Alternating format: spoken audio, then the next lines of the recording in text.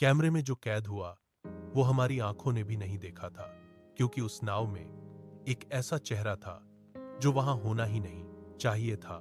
आखिरी समुद्र सफर horror story.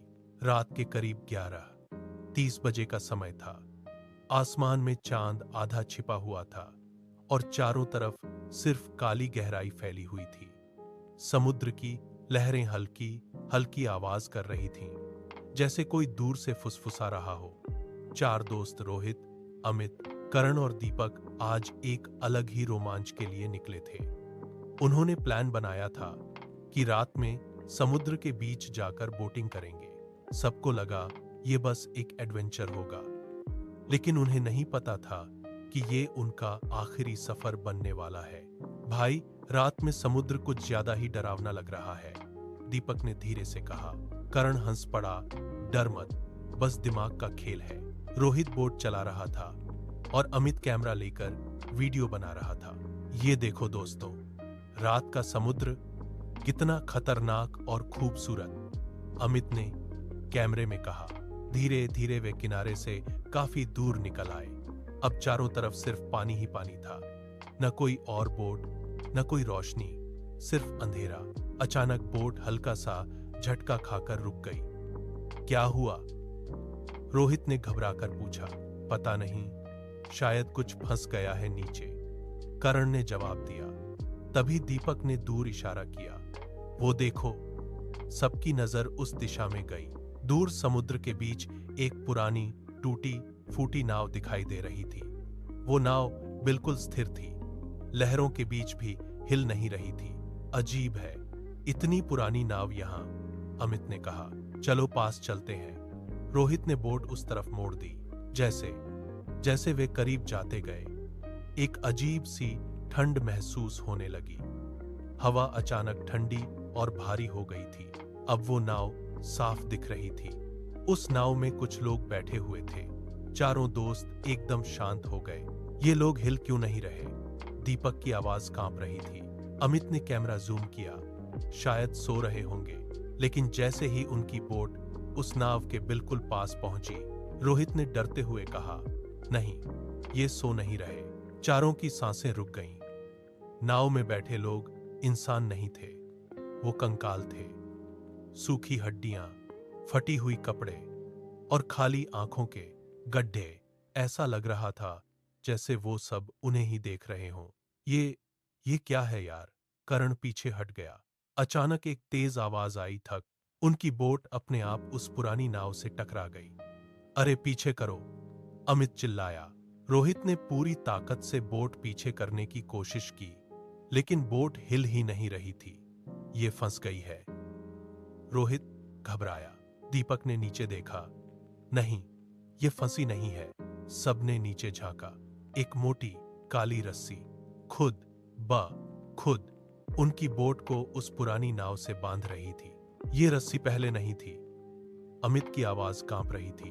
अचानक समुद्र की लहरें तेज होने लगीं। हवा में एक अजीब सी बदबू फैल गई, जैसे सड़ी हुई चीजों की। तभी उस पुरानी नाव में बैठे एक कंकाल की गर्दन धीरे धीरे उनकी तरफ मुड़ी। चारों के होश उड़ गए। ये हिला, दीपक चिल्लाया। एक एक करके बाकी कंकाल भी उनकी तरफ देखने लगे। उनकी खाली आंखों के गड्ढों से जैसे अंधेरा टपक रहा था। और फिर एक धीमी भारी आवाज आई, तुम भी यहीं रहोगे। चारों दोस्त डर के मारे चिल्ला उठे। रस्सी काटो, करण चिल्लाया। अमित ने तुरंत चाकू निकाला और रस्सी काटने लगा, लेकिन रस्सी पत्थर की तरह सख्त हो गई थी, कट नहीं रही। अमित रोने लगा। तभी बोट धीरे धीरे उस पुरानी नाव की तरफ खींचने लगी, जैसे कोई अदृश्य ताकत उन्हें खींच रही हो। दीपक अचानक चिल्लाया, मेरे पैर। उसने नीचे देखा। काले सूखे हाथ पानी से निकलकर उसके पैर पकड़ रहे थे। बचाओ, वो चिल्लाया। रोहित और करण उसे खींचने लगे, लेकिन वो हाथ बहुत मजबूत थे। अचानक दीपक पानी में खिंच गया। बस एक चीख और फिर सन्नाटा। दीपक, तीनों जोर से चिल्लाए। अब डर और बढ़ चुका था। अमित ने रोते हुए कहा, हम सब मर जाएंगे। तभी उस पुरानी नाव से एक और कंकाल उठा और धीरे धीरे उनकी बोट पर चढ़ने लगा। उसकी हर हरकत के साथ उसकी हड्डियां खटक रही थीं। कर्ण ने डर के मारे उसे धक्का देने की कोशिश की, लेकिन उसका हाथ उस कंकाल के आर पार चला गया। ये इंसान नहीं है। कर्ण कांप गया। अचानक रोहित ने एक फैसला लिया। इंजन फुल स्पीड पर चलाओ। उसने पूरी ताकत से बोट स्टार्ट की। इंजन गरजने लगा। बोट जोर से हिली, रस्सी खींची और अचानक धड़ाम, रस्सी टूट गई। बोट तेजी से पीछे हट गई। तीनों ने राहत की सांस ली, लेकिन उनकी आंखों में अभी भी डर था। उन्होंने पीछे मुड़कर देखा। वो पुरानी नाव धीरे धीरे अंधेरे में गायब हो रही थी, जैसे वो कभी थी ही नहीं। तीनों ने बिना कुछ बोले बोट को किनारे की तरफ मोड़ दिया। पूरी रात कोई कुछ नहीं बोला। सुबह होते होते वो किनारे पहुंच गए। तीनों थके हुए, डरे हुए और टूट चुके थे। उन्होंने किसी को कुछ नहीं बताया, बस ये सोचकर कि शायद ये सब एक बुरा सपना था। लेकिन कहानी यहीं खत्म नहीं हुई। अगली रात अमित अपने कमरे में अकेला था। वो कैमरा चेक कर रहा था जो उसने रात को रिकॉर्ड किया था। वीडियो में सब कुछ साफ दिख रहा था। पुरानी नाव, कंकाल, रस्सी और फिर एक फ्रेम पर वो रुक गया। उसने जूम किया। उसका दिल रुक गया। उस कंकालों के बीच एक नया चेहरा था, दीपक का। वो भी अब उसी नाव में बैठा था और मुस्कुरा रहा था।